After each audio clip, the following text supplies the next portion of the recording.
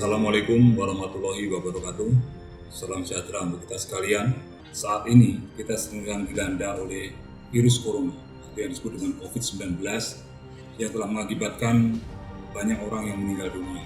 Salah satu penyebab penyebarannya adalah terjadinya kerumunan massa yang menyebabkan transformasi virus ini dari satu orang ke orang lain. Oleh karena itu, kami mengimbau kepada rekan-rekan sekalian, saudara-saudara sekalian, untuk senantiasa mengikuti anjuran maupun himbauan yang telah diberikan oleh pemerintah. Di antaranya adalah untuk senantiasa menjaga jarak, melaksanakan social distancing maupun physical distancing, menggunakan masker ketika keluar rumah.